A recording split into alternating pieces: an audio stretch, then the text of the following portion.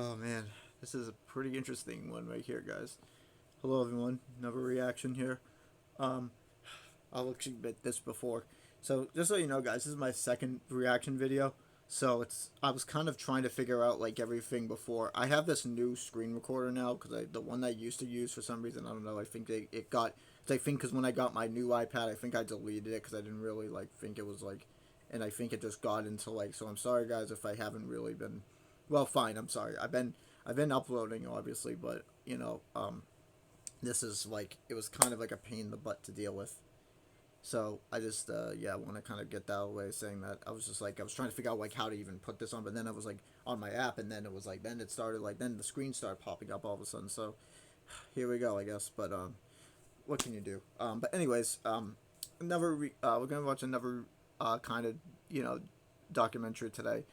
This time it's actually SunnyV2. I've watched a lot of his videos. And this one he uploaded like a week ago. That's about very interesting. Something that's pretty. That's we've all been kind of wondering ever since this happened. But you know how one viral song ruined Gotye's life. I'm pretty sure you don't know who Gotye. I mean, you're pretty sure. Okay, I'll explain who Gotye is. But Gotye is the guy who has somebody that I used to know. That song. He actually, because that song was the hugest song of, I think, what year was that? 2012, I think. 2012, yeah.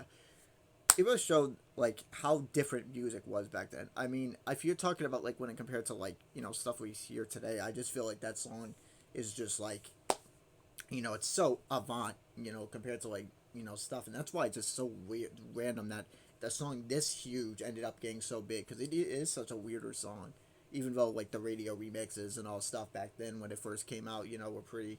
Um, but also it's kind of also more known just to be his only song, honestly. But he has other music out there, I believe, this guy Gotye, but he hasn't dropped, I think, in over a decade because this damn song has literally taken over his damn career. And it's not, and that's why dude probably doesn't afraid to drop again because it's not. People are gonna be like, somebody used to know it's the best song ever, and they don't want that to be, you know what I mean? But anyways, we're gonna do this video from SunnyV2 here. How one viral song ruined Gotye's life. Let's go. The song might have been clicked on over 2 billion times, but how somebody that I used to know impacted Gotye's life is much less widely known. I felt quite depressed a lot of times, and so that sort of started to really seep out into how the whole of my life was feeling. We'll give a highly detailed description of how unexpected fame affected him, what role it played in his choice to quit music, and why Gotye's humble nature makes his fate extremely saddening. He simply didn't know the song would get so popular, which isn't surprising since his previous songs were even rejected by local radio. People wouldn't consider playing my records on commercial radio stations.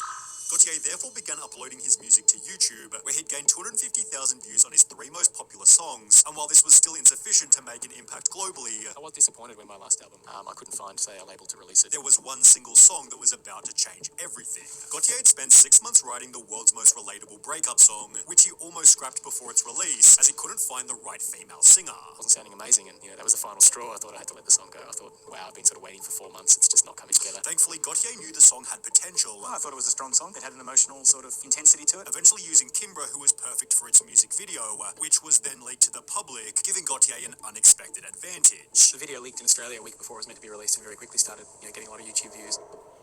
As mentioned, the song racked up over 73,000 views before the week had even finished, aided by viewers who simply couldn't stop hitting replay. Yet again, I've listened to it non-stop all day, like I've done for the last 5 days. I've watched this video over 200 times in the past day, no joke. Honestly think I'm responsible for half of the views for this. Brilliant song, brilliant clip, confirming the music video had an influence on the song's instant explosion. Most people say, they think the video clip really enhances the delivery of a song, so a lot of people really, responded to the video and wanted to share it with other people. It seems to have shareability. Gotye stated when it hit the first million mark, I was kind of like, okay, something's happening here. Although it seemed he was most satisfied to have finally been played on the radio. It's the first real hit single I've had in terms of commercial airplay in Australia. However, the radio stations quickly became insignificant as the song received publicity from a range of famous celebrities. Ashton Kutcher wrote, "This is kind of fantastic. Reminds me of early music vids." Lily Allen simply stated, "Love this video." While Katy Perry tweeted, "New music discovery for me. Check out Gotye, specifically this song." And that makes kind of a lot of sense because Katy Perry was pretty much like, if we talking about like the decade, now that we have like, I don't know, Taylor Swift. I mean, I know she's always been relevant even back then, but just looking back then now, like back then had like actually like regular artists that were like so like big, and they were actually like the top F chart, and Gotye was just kind of like, you know how there's a lot of songs now that kind of just like come out by all these guys you probably don't know. That's kind of feel like how music is nowadays. It's just like, oh, this one guy blew up and no one knew who he was, and then he has this one song. It's kind of, that's just how it is nowadays. And I really do think this is the song that kind of started. Obviously, there were a few other examples probably before this, but this is definitely one more example because of how overplayed this song was, and probably still to this day that it is. So yeah, not surprising. But let's continue. The lyrics are so true, with Gotye's rapidly developing audience amplifying the same message. I find it absolutely great this song is getting so much recognition. It's gotten more than 7 million views in just 3 months. It went on to break Milestone. The video alone has more than 65 million hits now on YouTube. After Milestone. Its unique video has had almost 300 million hits on YouTube. After Milestone. It's got like 860 million views on YouTube or something like that. Making the song bigger than almost any other ever. The third most liked video of all time on YouTube with 1.4 million likes. Although despite making a song that was somehow this famous, I've read people on Twitter saying they're setting it as their alarm tone. Gotye made a point to remain extremely humble. 9 months after the song came out, Gotye explained he still drove an old van. Just last week, your van was stolen. 10 million single sales. What the hell are you doing driving a van? And when asked about what he'd spent his fortune on, he had no interest in luxury. What is the last huge thing you bought? I haven't bought anything physically big. I really hoped it would be a new van. In a different interview, Gotye was questioned, What is the best thing that happened last year? to which he'd Another thing I was saying, Stu kind of Gotye kind of looks like me a little bit. Like I'm just noticing that now a little bit. I'll laugh at you guys about this. respond. It probably wouldn't be something to do with a marker of the success of my song or my album, or something like a really great swim I took at Summers Beach near where I live. Which might also explain why he refused ads on his music video, stating, "I'm not interested in selling my music. That's the reason I don't put ads on my YouTube channel," which seems strange to people in today's climate, but that is a decision you can make. I'm like that with all my music. I generally never want to cinch my music for products on ads. That's weird. I might have to rewatch the original video for it again because to like no, I think he might be actually correct though.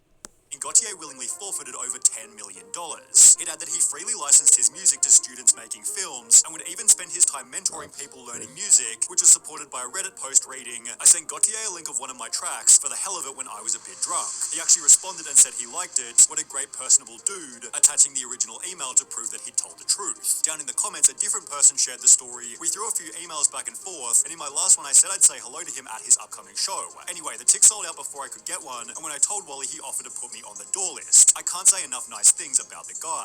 Gotye also gave a shout out to over 100 fans who covered the song. However, it'd be through these covers that Gotye first revealed his fame and success had its own list of downsides. Been a bit burnt out, like seeing another remix, another cover of the song. It's like, you know, and a lot, you know, some are okay, some are quite average, and so I was a bit over it. With cover gaining over 30 million views, it's no surprise Gotye began to feel like he couldn't control the song. Hearing a lot of bad remixes and edits on commercial radio around the world, like it's so far out of my hands that maybe, you know, my stage name is being badly represented by all these other people doing really crap interpretations of my song. With less power over his music, Gotye was no longer as comfortable. If anything, I have more sort of self-consciousness, or I can sort of see the concerns about like becoming maybe more famous, more being prompted to be more of a personality, you know, being a smaller fish in a bigger pond, if you will. And when asked on MTV, "Are you comfortable with all the eyes on you?" Gotye responded by stating, "I don't know. I go back and forth, I guess. Maybe anxious at times or overwhelmed by it or not sure how to process it. Maybe I've sort of got used to how to handle it." This made it obvious that becoming famous wasn't the motive, so much that he'd moved to the other side of the world just to avoid being recognized. Gotye relocated from Melbourne to Brooklyn because there's a pleasant thing in New York where nobody really makes a fuss. I wouldn't know if people recognize me, or if they do, they're very cool about it and don't mention it. I felt the difference when I came back to Australia last Christmas. Walking into cafes or restaurants, someone would say something really nice and want to chat. I feel a lot more anonymous here in New York, which is nice, confirming he'd lost the personability he used to enjoy with his audience. When things get to a certain scale, when things get sort of maybe too big, it's really hard to keep it personal. It kind of feels more disconnected to me than when, say, I was making tracks in my bedroom. This seemingly only became worse after winning 3 different Grammys, where during an interview afterwards, he'd reveal another way he was suffering from success. I sometimes felt a bit self-conscious about it being such a big song, being one that is about people who don't seem to be able to work out the differences, and the fact that people sort of celebrating that seemed somehow incongruous to me for a while. Gotye feared his song might have been adding to global relationship dissatisfaction. I feel a bit self-conscious about that because there is an aspect, you know, a lot of the song is quite angsty, and, you know, there's a bitterness and a jadedness to it. Not sure I really want to spread, you know, that greater sense of angst or dissatisfaction with failed relationships. Which was in addition to the thought that his song was annoying the world. The song is really overplayed and probably saturated to the point of absurdity, where I feel like it's out of my hands, but I'm some kind of annoying presence and an audio presence in people's lives that they would prefer not to have there. He noticed that people were saying, "This song is plastered everywhere. I can't go to a mall without hearing it. Whether I like it or hate it, I don't want to hear it anymore." Obviously, they're so sick of it, they feel compelled to tell me how sick of it they are. And as a result, Gotye apologized for making making everyone listen to his song over and over again because of how many times radio stations were playing it. He'd also have to deal with a phony news story claiming that Gotye had died, and with completely unrelated YouTube comments such as "R.I.P. Gotye, now you're somebody that we all used to know," he'd be forced to clarify on Twitter by simply writing "I'm not dead." It seemed his only solution for avoiding the public spotlight was to book an extended American tour. However, his live performances came with a new problem, making his life even harder.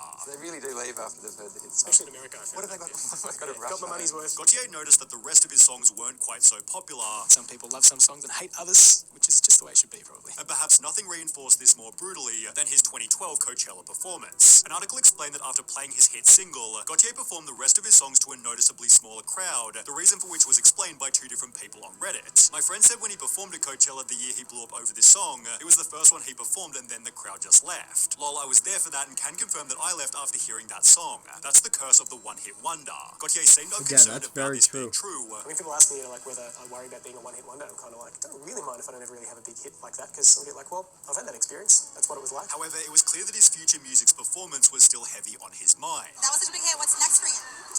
Not as big a hit. The question came up in so many different interviews. Does the pressure of somebody that I used to know haunt you when you're writing new songs? Gotye made it seem as though he was about to make new music. I'm only going to start writing new stuff this year. However, when asked about whether he can follow up the track with another smash hit, Gotye responded, "I don't know. Time will tell. I don't know whether I can or whether I want to." He clearly didn't work too well with deadlines. You're not afraid of waiting. You're patient. You really want to get it right.